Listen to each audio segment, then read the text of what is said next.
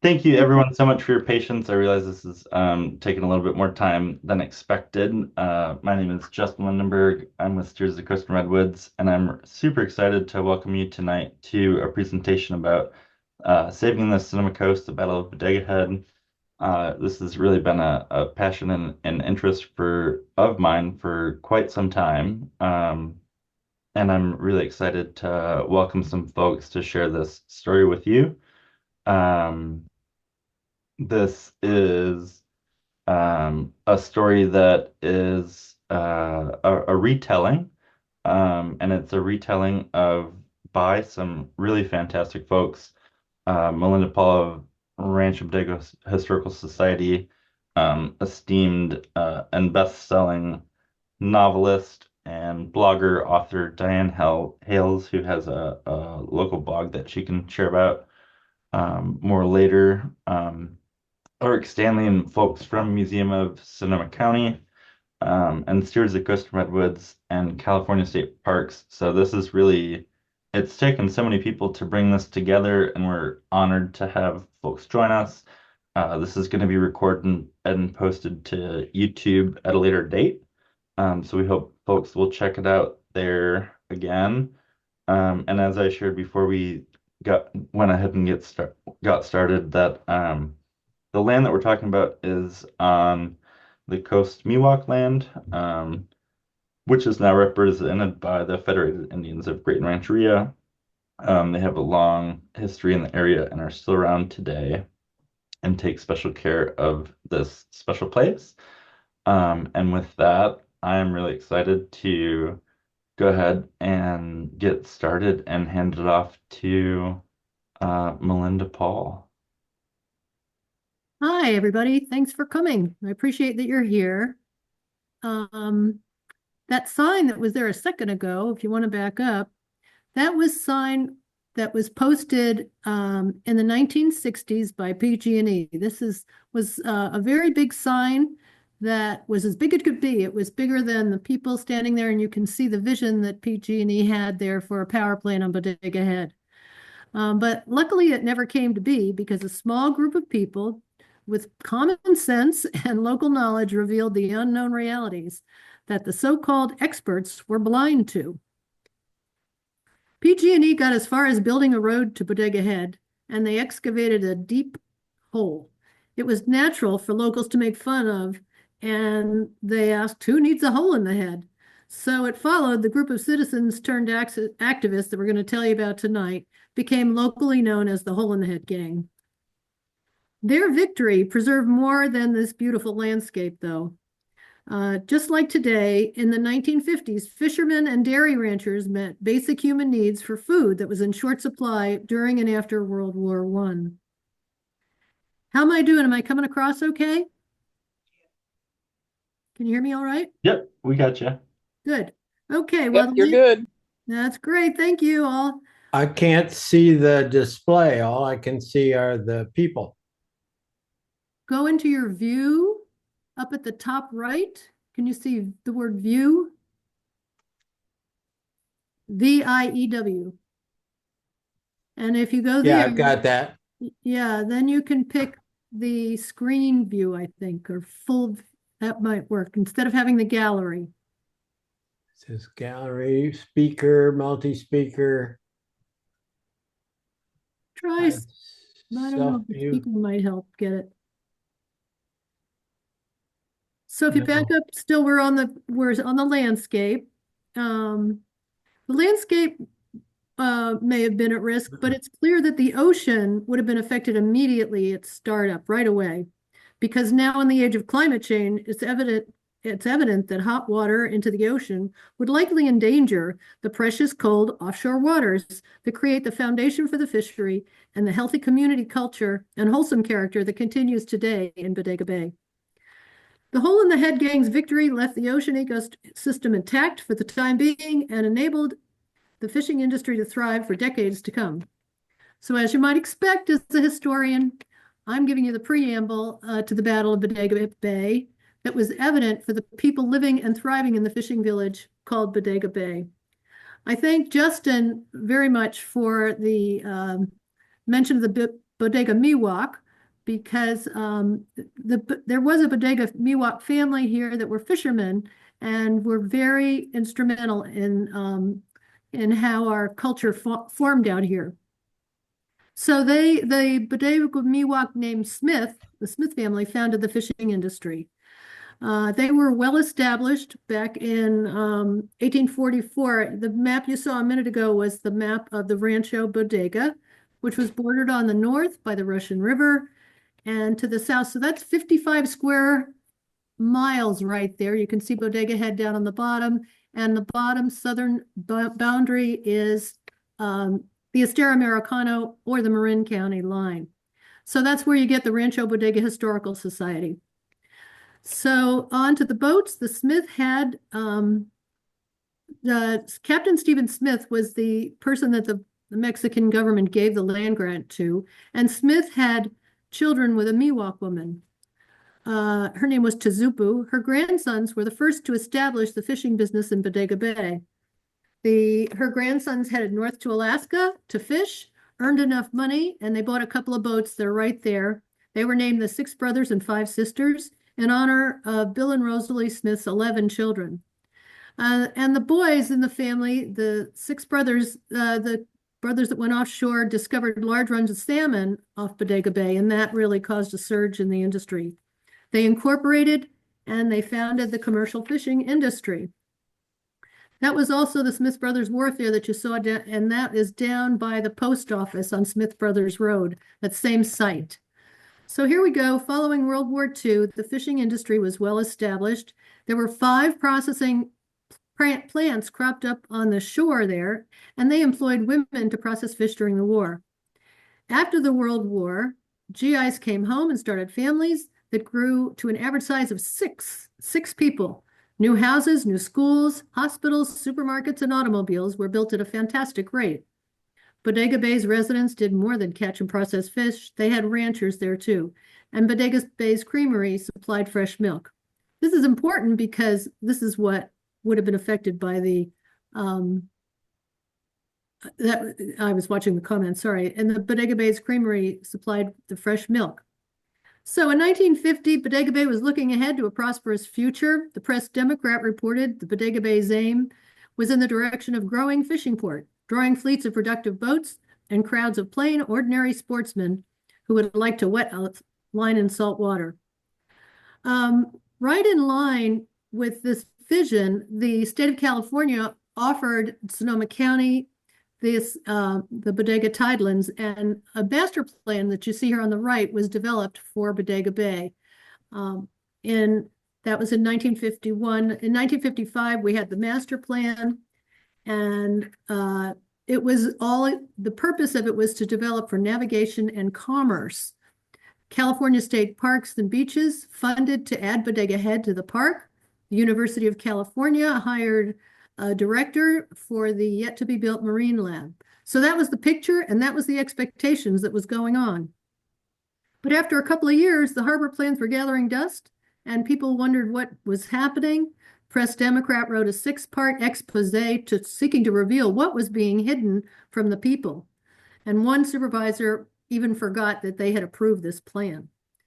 So it seemed that things had come to a grinding halt. But what had happened was that in reaction to the painful end of World War II, President Dwight D. Eisenhower sought to address fear by realigning atomic power. He announced to the UN atoms for peace. Next slide, please. Yeah, he announced to the UN atoms for peace. Atomic power was to be repurposed for peaceful use by civilians.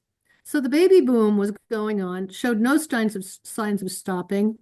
And nuclear power was to be America's new best friend, as you can see right there, the atomic energy down in the right-hand corner.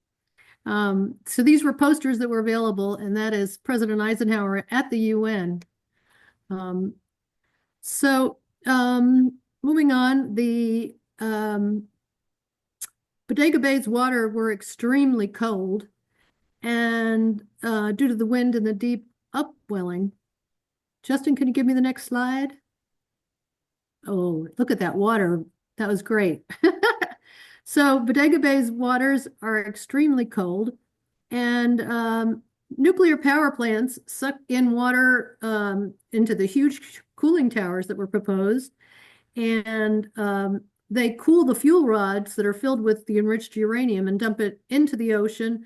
And Bodega Bay seemed like the greatest place because they could pull it in at one side and pump it out on the other side. So the master plan was abandoned apparently when in May 1958, PG&E announced its plans for a steam generating electric power plant. But what was to come, the word nuclear were not announced and were not announced for another 3 years. So no one could have predicted the need or the emergence of a small group of people that would make all the difference. So Diane Hales is here to tell us more about the Hole in the Head gang. That's what they became known as. And Diane serves as a docent at the UC Davis Marine Laboratory on Bodega Head. She's a journalist, a best-selling author, and she writes a beautiful blog called Wandering on the Blue Frontier. Diane, we welcome you to tell us the story of the group of people that made such a big difference. Well, thank you, Melinda, and thanks to all of you for coming and joining us this evening. I've spent the last few months getting to know these folks. Now, eventually, the Hole in the Head gang grew to as many as 2,000 members, but it started small, very small, a tiny, puny David facing off against a very powerful Goliath. Now, in this presentation, I'm focusing on several people who played key roles in the battle for Bodega Head. Left to right, we have a feisty widow, a waitress at a local restaurant, a marine biologist, the head and founder of a maritime museum, bottom row, a young conservationist, a homemaker and mother of four, and a legendary jazz trumpeter. Now, this crew had very little in common. Their paths might never have crossed, but what they shared was an intense love for the Sonoma coast and an unswerving commitment to protect its wild beauty. So I'm delighted to share their stories with you. But I want to go back a bit and to this next slide. And on the left, I've zeroed in, you saw Rancho Bodega, and this is the part that is Bodega Head. And when California joined the United States in 1850, Bodega Head was divided into 3 ranches. In 1864, an Irish immigrant named Miles Gaffney bought the largest parcel, some 482 acres that spanned the peninsula from the bay to the Pacific. He and his wife had 9 children. Now, this was the family homestead. It was so remote that it could only be reached by land at low tide. Now, after Miles and his wife died in the early 1900s, 2 of their sons continued to work the dairy ranch. They hired a young woman as their cook and housekeeper. Her name was Rose. Now, Rose had immigrated from Poland with her family as a child. She became engaged to Miles Jr., but he died shortly before their wedding. And so in 1917, she married his brother Bill. She was 22, he was 49. Now, Rose, a self-taught botanist, historian, and archaeologist, developed a deep love for the rugged, windswept ranch by the sea. She liked to say, I don't have to go out around the world to find adventure. I have it right here on my doorstep. Her husband, Bill, died in 1941, and Rose, a tall, imposing woman, leased the land for others to work. But she remained so protective that she would brandish a baseball bat or even a shotgun to ward off trespassers. When PG&E approached her to buy her land in 1958, she adamantly refused. Rose would not be moved. Now, PG&E at first just dismissed Rose as a crotchety old woman, so they filed for condemnation under the right of public domain. This triggered a barrage of suits and countersuits. For years, Rose waged a one-woman war, writing angry letters, speaking out vociferously whenever and wherever she could. Now, when PG&E first announced that it was building a plant on Bodega Head, it described it simply as a steam electric generating energy plant. It never mentioned atomic power. Well, then Hazel Mitchell, this woman, next slide, Hazel Mitchell was a waitress at the Tides restaurant, and she regularly served lunch to the PG&E employees. So she overheard them talking about nuclear power. So Hazel spread the word and started gathering signatures for a petition opposing the plant. Another early alarm came from the director of the University of the Pacific Marine Lab in Doran Beach. Joel Hedgepeth, a very distinguished marine biologist, voiced concerns about an atomic plant's impact on marine life. He wrote letters to the editors of local papers, he testified at public hearings, and he really enjoyed satirizing PG&E in limericks that he had to publish under a pseudonym because of his academic position. In 1961, PG&E made it official. It went public with plans for a $61 million atomic park with one of the largest nuclear reactors ever built and a 300-foot high shaft to release steam. If you look at this slide, in between, it's hard to see, but that's why we put the pink lines there. They are cables, electrical lines that were draped from steel towers, and they were meant to run across the bay and all along Doran Beach to an inland substation. Now, PG&E had full support from the Sonoma County supervisors, who were eager to get about $1 million in additional tax revenues. And so PG&E literally plowed ahead with a very controversial road through the tidelands. And they started digging a hole, a very big hole. Now, this was the crater in which the nuclear reactor was to be housed. And it was at Campbell Cove, which is at the foot of Bodega Head. And as Melinda said, it didn't take long for people to start talking about the hole in the head. And the opponents, they were, again, this not very organized ragtag group, but they got together and formed a group that was officially named the Northern California Association to Protect Bodega Head and Harbor. Of course, it became known as the Hole in the Head Gang. One of its leaders was Carl Cordum, who was a lifelong mariner and a descendant of Sonoma pioneers. He had founded San Francisco's Maritime Museum and was very politically well-connected. He alerted his friend Scott Newhall, who happened to be the publisher of the San Francisco Chronicle, to PG&E's plans and the citizens' concerns. On February 11, 1962, the Chronicle published this article, Nature versus Atom at Bodega, and its writer was the esteemed environmental columnist Harold Gilliam. It was a poignant eulogy for the splendid headlands that he described as doomed. As he put it, one more casualty of the rapid destruction of California's natural sea line. Now, Gilliam made one last plea. One thing at least may be hoped for, that before construction begins, Bodega Head may be open to photographers in order that future generations may have some idea of the wild coastal beauty that was before the bulldozers came. What had been a local story about a property fight escalated into a high-profile, controversial Bay Area-wide issue. Now, Carl Cordum wasn't ready to give up the fight. He wrote a long, impassioned letter to the editor of the Chronicle and told readers that they could lick what he called the engineered demigods if they would just take 5 minutes and write a letter to the Public Utilities Commission. Well, more than 2,500 people did so, forcing the PUC to schedule open hearings, which reporters described as heated and fiery. That was an understatement. The gang came in fighting. Rose Gaffney presented a vibrant slideshow of the ecological richness of Bodega Head and heckled a PG&E speaker from the audience when he promised to create a park-like setting. She cried out, "Hooey!" Biologist Joel Hedgepeth warned of toxic red tides and other dangers to marine environments and to local fisheries. David Pessinen, a young Sierra Club staffer assigned to the Bodega Head controversy, presented documents suggesting collusion between the utility and local officials. Nonetheless, the PUC greenlighted the project by a vote of 4-1. The one dissenter was the PUC president, William Bennett.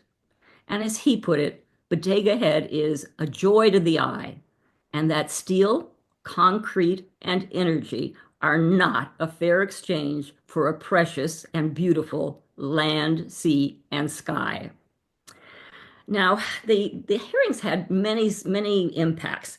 David Peasinen, for David Peasinen, it really was an epiphany that led him to break with the Sierra Club and volunteer to join the Hole in the Head gang as its executive secretary. As he explained later, I began to think that there really was evil in the world. PG&E had a single-mindedness that didn't involve people's well-being. Peasinen transformed the group of scrappy citizens into a highly effective lobby.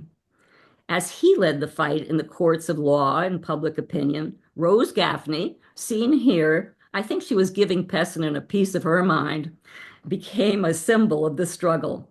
An old woman as craggy as Bodega Head railing against a seemingly invincible corporate colossus. I don't want sympathy, she declared. I want justice. Meanwhile, in 1962, Hollywood came to Bodega Bay. Hitchcock used Rose's old homestead as a set for the birds, building a new facade for the dilapidated house. Rose, who had never heard of Hitchcock, had never even been to a movie, attended the local premiere. Afterwards, she commented, "If the birds do take over, I'd like to see some of the PG&E officials as their first victims." Now back to the really scary stuff. On November 10th, 1962, David Peasinen organized a public informational meeting in Santa Rosa to answer the question, as this headline says, of what is happening in Bodega Bay. Some 200 citizens attended. The governor was represented by his, quote, coordinator of atomic energy development and radiation protection, a man named Alexander Grindon, who told the group, "You really need to leave this to the experts. You people don't know anything about nuclear power. We experts know about it." The people were infuriated. None more so than Doris Sloan, a busy mom who had come to the meeting to learn more about the proposed plan and its potential impact on her family's health. I'll let her tell the story.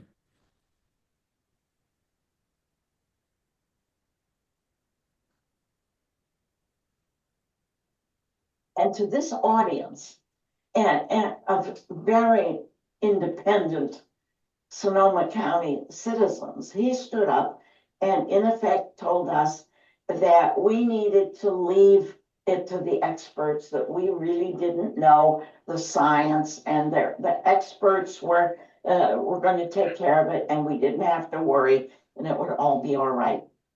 Well, this was like a bull by a matador waving a red flag, because you don't tell the citizens in the mid 50s or early 60s in Sonoma County not to be concerned about their environment and their safety and the health of their kids. Or you don't tell them to let the government and the scientists make decisions for them. And that was the catalyzing moment, not just for me, but for many others in Sonoma County. We decided, never mind all those numbers that we've been given and all that. We're not going to let Grendon and PG&E tell us how to live our lives. And I was so outraged. I get angry just thinking about his standing up and telling me to keep my mouth shut. And all the latent activism of the 10 years since college came bubbling up. And the next morning at dawn, literally, I think it was a Saturday night, and Sunday morning I came to Berkeley to Quaker meeting, and before that I was knocking on Dave's doorstep, woke him up, and as I remember it, and said, "Here I am, what can I do?" So what Doris did was take charge of Sonoma County. And of very What Doris did was take charge of Sonoma County's volunteers. She organized a grassroots crusade of letter writing, putting together information packets, scheduling interviews and speaking engagements, canvassing, or as she liked to put it, rabble rousing. Here you see on the left Hazel Mitchell, the waitress, passing out Save Bodega Head leaflets in front of the PG&E booth at the Sonoma County Fair.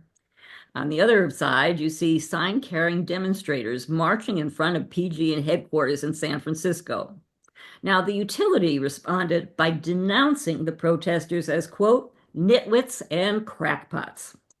Now, every crusade needs a good soundtrack, and the gang got one of the best. Beloved jazz trumpeter Lou Waters, who happened to be an amateur geologist, came out of retirement to compose, perform, and record Blues Over Bodega.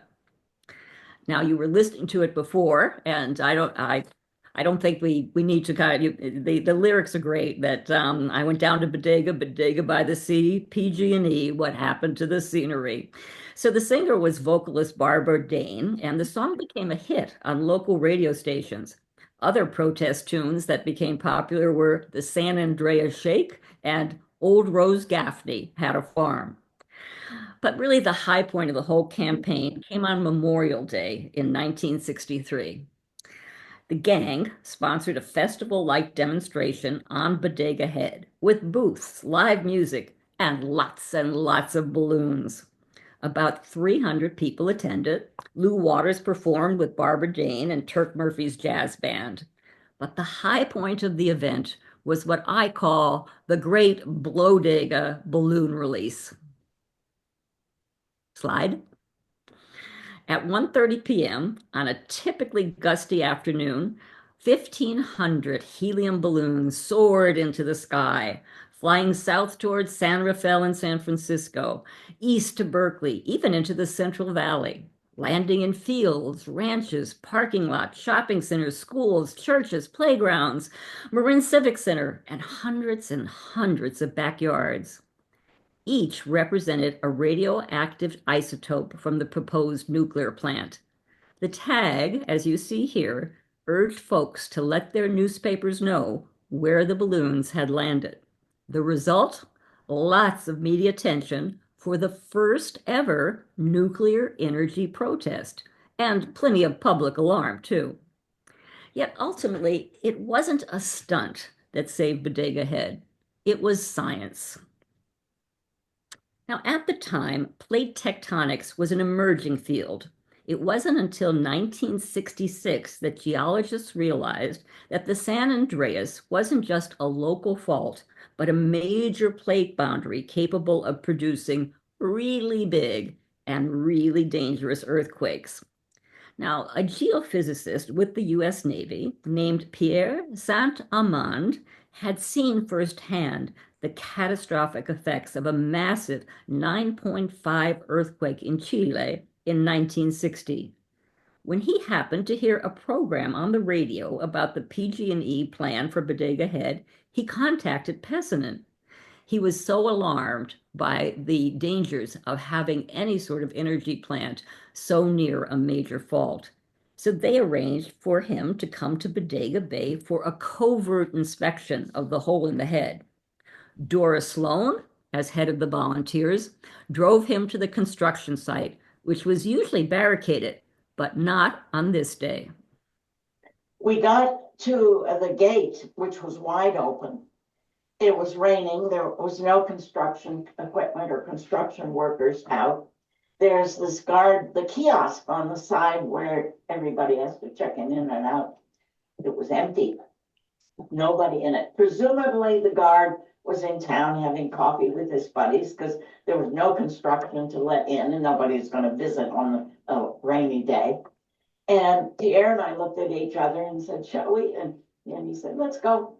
And we walked in. And we walked around the north berm because it was the Campbell Cove had very steep sides, and they had bermed the side above the reactor hole. And we walked halfway around when Pierre stopped and held out his pocket knife and said, Doris, come and look at this. And plunged his pocket knife into a 6-inch or so zone of what's called fault gouge, which is the ground up rocks that are formed when the faults move. Yeah, and they mush up the rocks. And he said, looks like it could be an active fault or earthquake fault, small. Now, a writer later observed that Sanamon's pocket knife stabbing into the fault gouge was the dagger through the heart of the project. When it came to writing his report, the well-respected geologist did not mince words. As he put it, Bodega Head is a very poor location. It's unsafe geologically and seismically. In fact, a worse foundation would be difficult to envision. Now, PG&E's response was summed up in this headline: "What fault?" Although it insisted that its scientists had seen no evidence of any faults, PG&E promised, and here's documentation, that the hole would be inspected foot by foot. And even if there were a fault, PG&E contended that it would simply overbuild the plant to ensure safety. Listen to how a PG&E representative tried to reassure the public in an interview on a local TV station in 1963. The amount of radiation that will be contributed to a person living right next door to that Bodega Bay plant during its normal course of operation would be about the equivalent of the amount of radiation which an average American family would get watching television in their living room. Now, there's some objection to the foundation. The foundation, they say, is not solid. It's rather risky foundation to put a plant of this size on. Well, this is, again, completely incorrect. The foundation is solid rock. Now, they've also objected that the plant is built almost on the edge of the San Andreas Fault. This, I think, is perhaps one of the best indications of taking something out of context. We would simply over-design the plant as far as earthquake possibilities go. Well, not surprisingly, the public was not reassured. More groups of scientists, teachers, parents, students, farmers, and physicians joined the opposition. Many wondered whether they could trust or should trust PG&E or the Atomic Energy Commission. So the gang, after initially focusing more on making scenic scenic land available to the public, turned to these safety and health concerns. One of the most widespread worries was about the Sonoma dairies that supplied milk to the entire Bay Area. Now, Bill Cordham was Carl's brother and a local veterinarian, and he disseminated research showing that irradiated particles from a nuclear plant could concentrate in the grasses eaten by dairy cattle and end up in their milk. Would milk from Sonoma County require a warning label, or might it, as some propose, be banned altogether? Next slide. Just like that, the local cows got roped into the fight. These are actual buttons from the Save Bodega Head campaign. Now, also making headlines in March of 1964 was the Great Alaskan Earthquake. It measured 9.2 on the Richter scale, the largest ever recorded in North America. It buckled streets, liquefied soil, and triggered tsunamis. Californians feared what would happen if a powerful earthquake struck an atomic plant located near, or really on, an active fault. PG&E still refused to give up, but the tide was turning. Now, the gang was no longer alone. Next slide. Their ruckus had caused rumblings in Sacramento and Washington, D.C. The state Democrats came out against the plant. Secretary of Interior Stuart Udall called for a very thorough investigation by the U.S. Geological Survey. Now, the cartoon on the left from one of the local papers shows the rising waves of public opposition crumbling Bodega Head. And on the other, the cavalry, led by Udall and the state Dems, rise to the rescue of the embattled hole-in-the-head gang. Now, finally, in October of 1964, after more surveys confirmed the seismic risks, the Atomic Energy Commission concluded that the bodega site was, in a word, unsafe.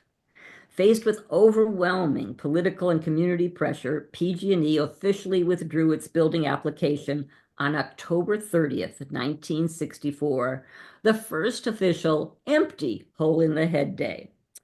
Now, after years of protests, litigation, debates, the gang had won. Next slide.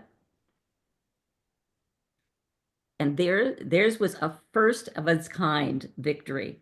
Now, in this photo, David Pessinen and Hazel Mitchell stand in front of the billboard for Atomic Park. Now, you see there's a bumper sticker on the VW. What else would they drive, right? But a VW bug. And it used to read, Save Bodega Head, and now it's saved. Well, Doris Sloan had an interesting observation when she said that the gang's leaders, this unlikely group of citizens turned activists, made the fight, but the fight made them.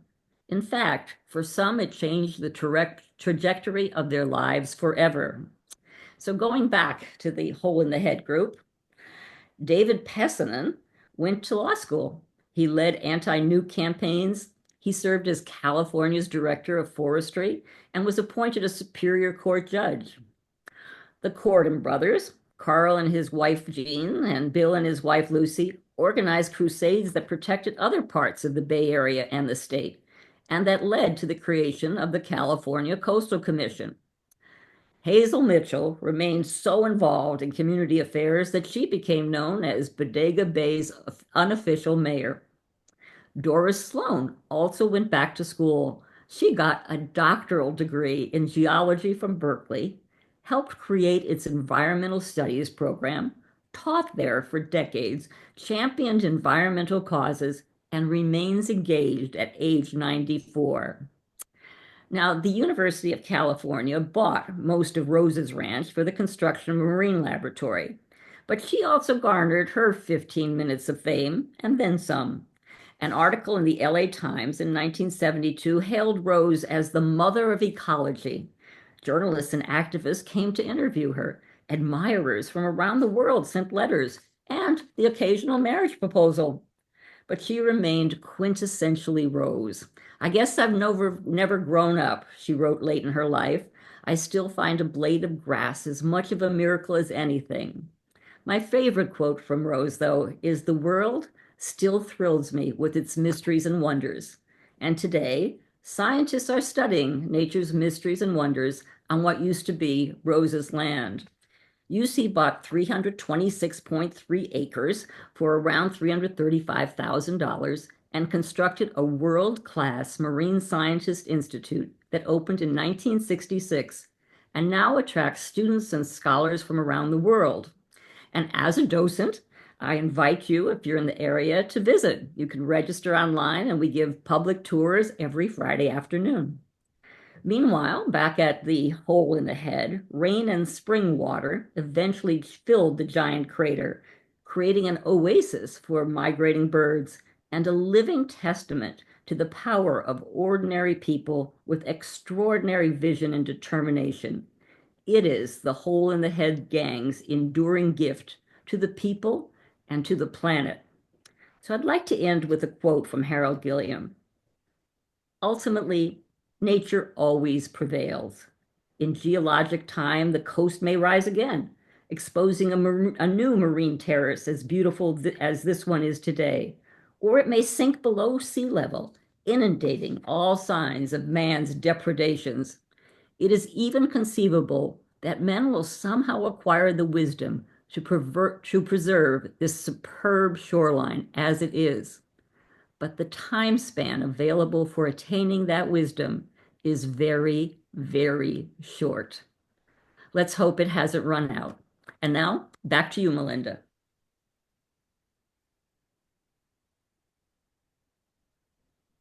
Thanks, Diane. That's a really great story. It's colorful. Okay, so just a few weeks ago, we were with Doris Sloan. That's Doris Sloan there. And Diana's to Doris Sloan's left, and I'm there on the right. And that, I believe, is one of the Cordon people there on the right, too. And at the above is Gayla Barron. So a few weeks ago, we commemorated the victory. Matt James, a retired paleontologist from Sonoma State, brought us together. It was a drizzly Saturday, much like the day Doris and Pierre Saint-Armand went to the fault. It really reminded her of that. But she shared her story and her experience, but she did mention how helpful luck and serendipity really played a role. It was great luck that PG&E tried to secretly buy from Rose Gaffney, but Rose refused because she wanted to protect the land she loved, and her skill came into play when she knew better than to keep it as secret as PG&E asked. When at the Tides restaurant, Hazel Mitchell was serving lunch to the men in suits and heard them drop the word nuclear. That was good luck too. It was serendipity when Pierre Saint-Armand and Doris went through the unlocked gate to document a fault line running right through the middle of the crater. And what I don't think we heard was Pierre Saint-Armand also heard this story from that public meeting while he was driving across the desert. And he heard that story and reached out to see if he could help in any way. And when PG&E was still insisting it could build a safe reactor, a 9.2 earthquake in Alaska caused the land to drop 30 feet and intensified public concerns. The Battle of Bodega Bay did more than halt just one nuclear plant. It triggered a rethinking and a balance of the risks for safety that wasn't there in the beginning. So the risks of safety were important. And it gave birth to something new, as Doris noted. Hole-in-the-head advocates were the first to be called environmentalists, and they showed the world that the environment was worth fighting for. Bodega was a very important story and the beginning of a huge cultural shift for not only environmental matters and the nuclear energy, but in so many other ways too. Basically, it inspired citizen involvement at every level, from students to housewives. The Battle of Bodega Bay was a testimony to the truth and power of an observation made by anthropologist Margaret Mead. Never doubt what a small group of thoughtful, committed citizens can change the world. Indeed, it is the only thing that has changed the world. So these are our people that contributed to this presentation, and we thank you for helping us commemorate the 60 years since PG&E withdrew its application. Now we'd like to open it up for questions. If you would like to, I don't know how we're going to moderate this now. Thank you for the applause, Bonnie. So if you would like to ask a question, how about our moderator can see if you raise your hand in the bottom when the reactions. You can click the word react and raise your hand there and ask a question. Also, you can put something in the chat if you'd like.